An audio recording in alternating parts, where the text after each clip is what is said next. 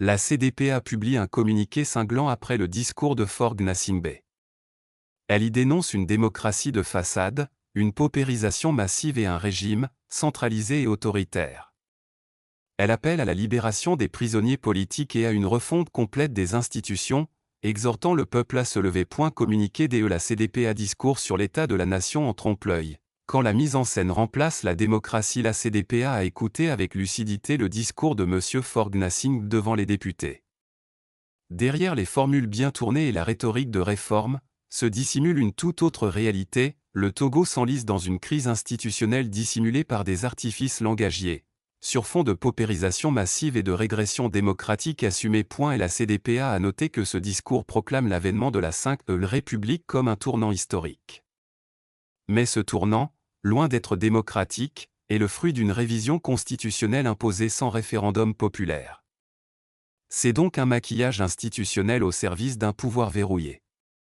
L'Assemblée nationale reste l'apanage d'une seule famille politique, les contre-pouvoirs sont muselés, et le processus de refondation s'est fait sans la participation du peuple.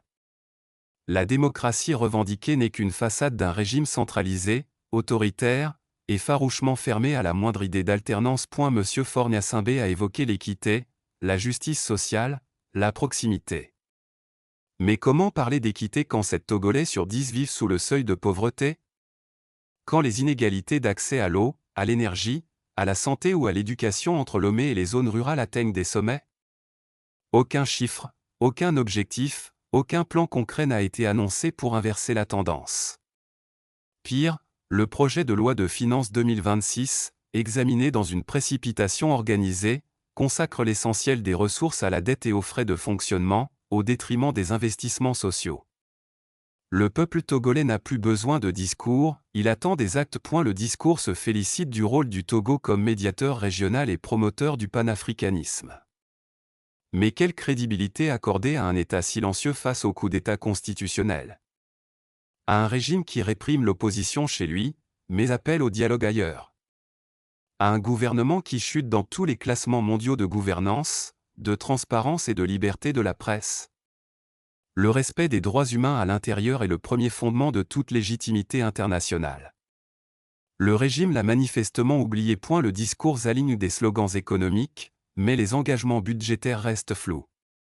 La dette publique atteint 68% du PIB, contractée au nom des Togolais, sans débat public, avec des emprunts à court terme qui hypothèquent l'avenir. Le secteur privé est étouffé par la corruption, l'arbitraire administratif, et une confiance absente. Sans justice fiscale, sans lutte réelle contre la prédation, sans accès équitable au crédit, il n'y aura pas de transformation, seulement la reproduction d'un système inégalitaire. L'annonce de grâce présidentielle pourrait être saluée. Mais le silence assourdissant sur les prisonniers politiques interroge. Journalistes emprisonnés, syndicalistes réprimés, lanceurs d'alertes arbitrairement arrêtés, mais aucune loi d'amnistie générale n'est proposée. On ne construit pas la paix en enfermant les voix dissidentes, de même, on ne parle pas de justice quand on pratique la répression à tout vent. Le Togo n'a pas besoin de discours rédigés par des plumes talentueuses.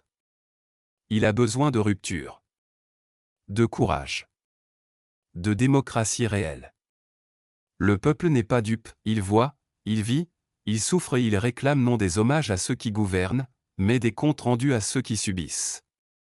Il exige qu'on ouvre les vannes d'une démocratie vivante, participative, équitable. Et la CDPA appelle solennellement à la libération immédiate de tous les prisonniers politiques, la relecture urgente de la loi de finances 2026 pour en faire un outil de justice sociale, la retraite politique des tenants d'un régime en place depuis plus de 60 ans, la refondation constitutionnelle participative, menée avec le peuple et non contre lui. Peuple togolais, lève-toi, la démocratie l'exige. Lomé, le 3 décembre 2025. Le secrétariat général de la CDPA mot-clé, CDPA démo.